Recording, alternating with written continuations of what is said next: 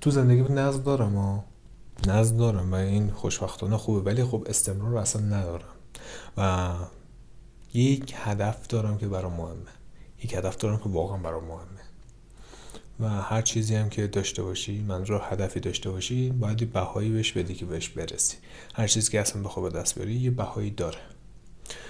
من بیا از اول براتون جوری توضیح بدم که 12 سال مدرسه رو که درس خوندم، پاس کردم، اومدم بالا. اصلا من آدم درس خوندی نبودم، معدلم متوسط رو به بالا بودم، ولی درس خون نبودم. اینجوری نبودم که بشینم درس بخونم. تا حالا نشستم مثلا یک روز قبل امتحان بشینم درس بخونم، این کارو کنم، نه.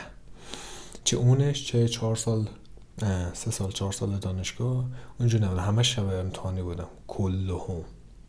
استمراری اصلا نداشتم، چه تو درس خوندن یا هر چیزی. و فقط چالش رو بهتون بگم، چالش هم اینه که 90 روز دیگه ارزم به حضورتون که کنکور ارشده.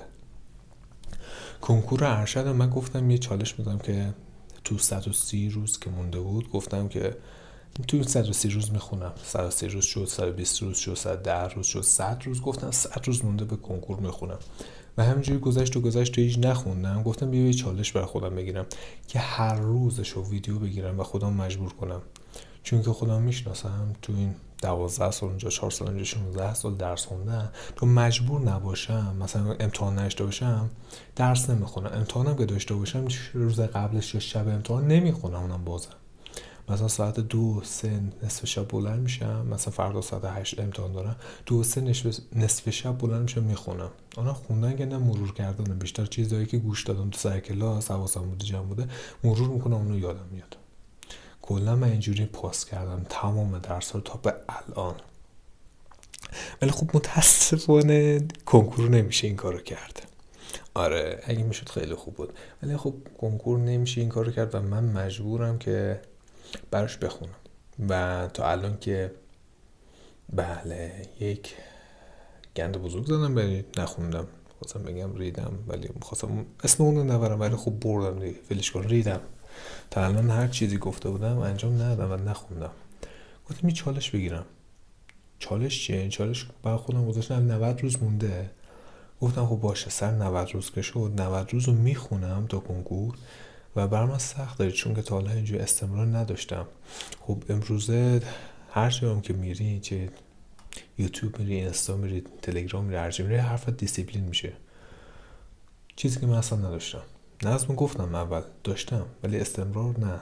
مثلا امروز انجام میدم ولی فردا دیگه کلا میذارمش کنار و این برای من سخته. و 90 روز بعد من درس بخونم تا کنکور. خب هر چیزی که گفتم اونجوری که بهایی داره دیگه، هر چیزی به خوب دست بیاری باید بهاشو بپردازی. امیدوارم بشه تو این 90 روز کنکور رو جمعش کرد و درس رو خوند. و اینکه الان ساعت 8 شبه، یعنی من امروز که کلن هیچی، اون رو به رفاقت که نیست، نمیدونم، هدر دادم.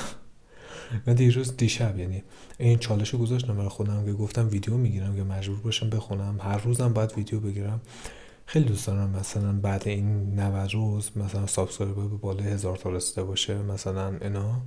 ولی خب مهم نیست واقعا، اگه رسیده باشه واقعا خیلی خوشحال میشم. خیلی دوست دارم و کسایی هم که مثل منن مثلا دنبال کنن با هم برنامه چیزی دارن و شروع کنن، خیلی خوبه، خیلی خوشم میاد. خیلی دوست دارم به یکی دیگه هم کمک کنم، ولی خب نمیدونم بشه نشه. اصلا 5 تا سابسکرایب، یکی سابسکرایب، 100 تا، 1000 تا، هر چند تا، فقط میخوام به خودم ثابت کنم که میتونم دیسیپلین رو داشته باشم، استمرار رو داشته باشم و واقعا باید 90 روز رو بشینم بخونم. و تو ذهنم اینجوری بود که میگفتم نه بذار فردا تو شروع میکنم، از صبح شروع میکنم، بذار صبح زود شروعش میکنم. امروز رو میگم الان روز اوله، 1 آذر 1403 و ما یکم یا دوم فکر کنم یکم کنکوره، 1 اسفند کنکور ارشده. اینجوری بودم با خودم خب بذار فردا. بعد دیدم نه بابا، من نوشتم اینو تو دفترم، حتی آوردم نوشتم دیشب که خیلی مثلا سفت و سخت‌ترش کنم، مثلا به خودم قبولونم که نباید این انجام بشه. فردا خوب میشه 89 روز چالش 90 روزه نوشتیم و اینو پیش ببری. دیگه گفتم که بگیرم ویدیو رو، بگیرم که حداقل مجبور باشم بخونم. الان ویدیو رو که دارم میگیرم ضبط میکنم، نمیدونم الان چجوری باشه. الان درس خوندنم هم فیلم بگیرم که مجبور باشم بشینم بخونم، یا نه مثلا بیام بگم که اینقدر مثلا خوندم بعدش ویدیو بگیرم. واقعا نمیدونم چالش رو چجوری بگذرونمش، پیش ببرمش. فقط امیدوارم جواب بده این چالش، چون که چالش برای خودم چیدم که بتونم درس بخونم برای کنکوره، چون برام مهمه. و از این شهری که اصلا شهر خودمونم 12 سال میگم مدرسه داخل شهر خودمون بودم، 4 سالم دانشگاه داخل شهر خودم، خسته شدم. دلم میخواد برم شهر دیگه، یه محیط بزرگتر، یه جای بهتر، یه دانشگاه خیلی بهتر. نه که بد باشه، خب بد هست، چون نباید بد باشه، خب بد هست که میخوام برم. آره بابا مزخرفه. میشه برید دانشگاه خیلی بهتر و میشه شدنی هست. من میدونم خودم بارهای دیگه قبلا نه به صورت استمرار دیسیپلین، نه مثلا فوکوس کردم روی چی تونستم مثلا کارا رو انجام بدم و اینو میدونم که میتونم انجامش بدم، ولی خب 90 روز تا حالا انجام ندادم. 90 روز واقعا 3 ماه یه کاری رو بخواه کنی واقعا. امیدوارم که بشه. فقط نمیدونم الان چه جوری این ویدیو رو چالش رو بگذرونم. هم بیام توضیح بدم که من نه مثلا این فلان کارو کردم فلان کار نکردم. میشه بهم کمک کنی، توضیح بدید بهم، مثلا اگه میتونی راهنمایی بهم کنی مثلا که بهتر عمل کردم بهتر باشه، به چجوری کنم مثلا کاری که دارم میکنم بیام ویدیو ازش بگیرم، مثلا بگم این قسمت درس رو دارم میخونم، مثلا همراه شما دوربین رو روشن کنم بگم نه شروع کنم به خوندن، یا مثلا بگم این قسمت رو دارم میخونم، یا نه کلا بخونم بعد بیام جلو دوربین بگم. و خوشبختانه این گزینه آخرم میشه انجام داد، چون آدم دروغگویی نیستم و اصلا خوشم نمیاد کاری انجام نداده میگم انجام نداده باشم، میگم انجامش ندادم. و اگه مثلا بیام شما بگم انجام دادم، خب دیگه واقعا انجام دادم، این که مشکلی نیست برام. من فقط اینی که آخرش بیام دوربین رو روشن کنم بگم این کار رو کردم اون کار رو کردم، میترسم کلا ولش کنم. هم بهتره مثلا جلو شما بیام شروع کنم درس خوندن که ادامهش بدم، همون یه اجباری بشه که ویدیو رو بگیرم. هر روزم امیدوارم بتونم ویدیو رو بگیرم و آپلود کنم، یعنی هر روز که دارم ویدیو میگیرم میذارم داخل یوتیوب، یعنی درس من خوندم و این موفق بودم. الان هم این چیزی که نوشتم چیز خاصی نیست، مثلا نگاه کن واسه دوربین رو برگردونم.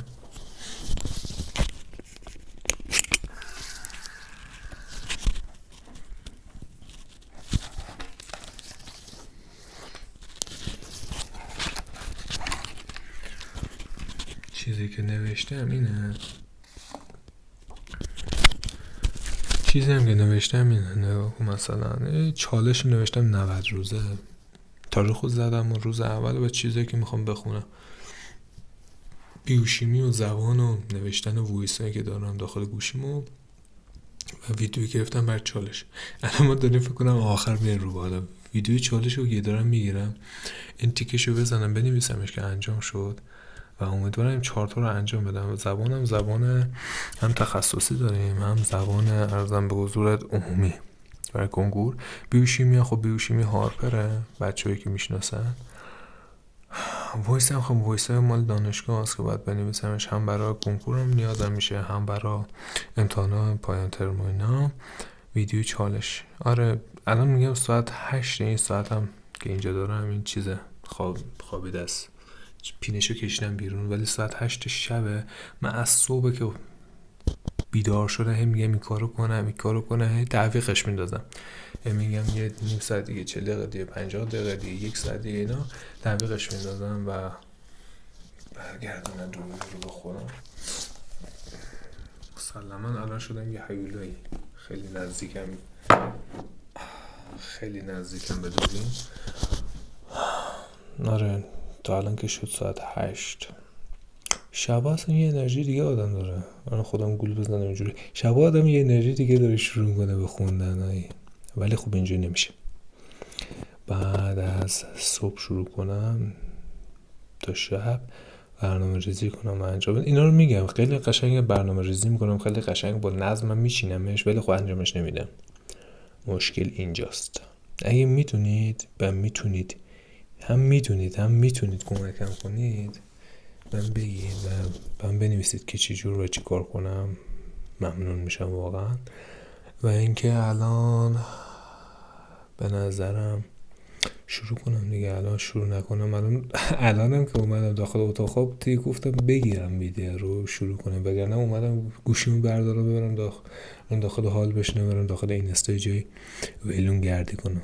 یعنی دیگه گفتم بس دیگه، شروعش کن، بگیرش. هر چیزی باید یه جای شروع بشه دیگه.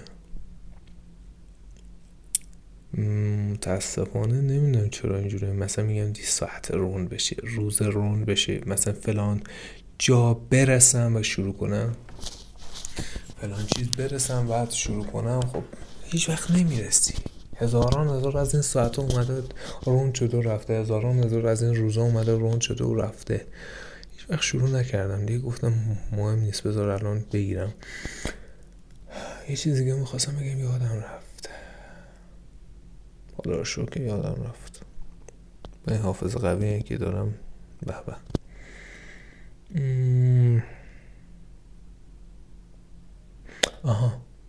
اینو میخواستم بگم. و اینکه من یه چنل دیگه دارم، تو ویدیو داخل اونم میذارم هفته یکی. من نمیرسم مثلا ادیت کنم ویدیو اینجا رو، چون که هم میخوام درس بخونم، هم هفته یکی ویدیو اونجا دارم، هم کار روزمره خودم دارم، هم این ویدیو اینجا رو بخوام ادیت کنم واقعا نمیرسم. و عذرخواهی منو بپذیرید که ویدیو اینجا بدون ادیته و خیلی خودمونی تره و هر چیزی که هست هم میذارم و حالا هر چی باشه، هر جوری باشه، سعی میکنم که اصلا ادیتی نکنم، من که جا که دیگه واقعا رو مخ باشه یا چیز باشه. تو بگو دنبال کلمشم مناسب نباشه، نمیشه استفاده کرد. آره، چجور نظرتون هست؟ مثلا همش این چیزا رو بذارم یا نه؟ مثلا در روز کارهایی هم که در روز انجام میدم یه ویدیو بگیرم ازش اونم بذارم، یا نه فقط وقتی که شروع میکنم به درس خوندن یه ویدیو بگیرم یا مثلا توضیح بدم؟ واقعا نمیدونم. اگه میدونی کمکی به من کنید، باید چیکار کنم؟ میخوام کارا رو انجام بدم ولی خب تو دیتیلش موندن، تو جزئیاتش موندن، باید چیکار کنم؟ مثلا میرم دانشگاه ویدیو بگیرم از خودم که آماده میشم میام اینجور چیزا بگیرم بذارمش تو این چالشه باشه، یا نه فقط وقتی که میشینم سر صندلی بخوام درس بخونم اونجا رو بذارم؟ اگه میدونید اینا رو بهم بگید، کمک کنید، خیلی ممنون میشه. نمیدونم الان ویدیو چند دقیقه شده پشت گوشی به منه. و اینکه حتی شده اگه 1 دقیقه ویدیو باید بگیرم هر روز بذارم تو این 90 روز، خیلی مهمه. این خیلی مهمه. حتی 1 دقیقه هم شده بعد من ویدیو بگیرم و بذارم. اگر نذاشتم بگید یادآوری که نه بگید، به فشار بیارید، اجبار کنید یه جوری اینجوری. من ازتون خیلی ممنون میشه این کارو بهم کنید. و اینکه امیدوارم واقعا جواب بده دیگه. راهی و نظری به ذهنم نرسید. الان کاغذ نوشتم اینجا 134 روز وقت دارم تا به کنکور. کاغذ زدم چسبوندم قد دیوار، ولی خب انجام ندادم، هیچ نخوندم. الان 90 روزه، 134 روز بودن میشه چند روز؟ 54 روز گذشته یا 44 روز؟ 44 روز گذشته از اون موقع و من حتی 1 ورقم نزدم بخوام بخونم کتابو یا دفتر رو جزوه رو هیچی نخوندم. و متاسفانه برای کنکورم این کارو کردم. من سال اولی که کنکور داشتم هیچی نخوندم و مصادف بود با کرونا که اومده بود و همه چی مجازی به دماغ شادم درست نشده بود. یکی میگفت بیا تلگرام، یکی میگفت بیا واتساپ درس بده از محل ما. سال 12 اون که نصف از درسمون کلا موند و هیچکی درس نداد و اصلا نمیدونیم چه جوری شد. امتحانا رفتیم دادیم اصلا نمیدونیم چه جوری شد. واقعا خودم یادم نمیاد چیزی یاد گرفته باشم سال 12 اون که از اون کله هم. بعدش هم کنکور سال اول که دادیم رتبه خوب نشد، اصلا انتخاب رشته نکردم اگه درست گفته باشم، بس گذاشتم یه سال دیگه، گفتم 1 سال رو میشینم میخونم و این 1 سالی که من نشستم که بخونم با اونی که بخونم حتی یک ورق کاغذ نیاوردم ورق بزنم یه چی توش بنویسم یا نه کتابامو بیام واز کنم یه ورق بزنم بخونم. 1 سال تمام من هیچ کاری نکردم و هیچ درس نخوندم، ولی خوشبختانه رفتم یه مهارت یاد گرفتم. این کارو که کردم از اونش راضیم، ولی خب درس مرسی چی نخوندم. خب ولی خدا دوستم داشت. همینجور رفتم پای کنکور دادم و رشته‌ای که آوردم در چیزی بود که دوست داشتم و علاقه داشتم و اینو خدا رو شکر خیلی راضیم اینش که هیچ درس نخونده همینجور رفتیم کنکور دادیم و دانشگاه قبول شد. اونم دانشگاه کجا؟ در خونه.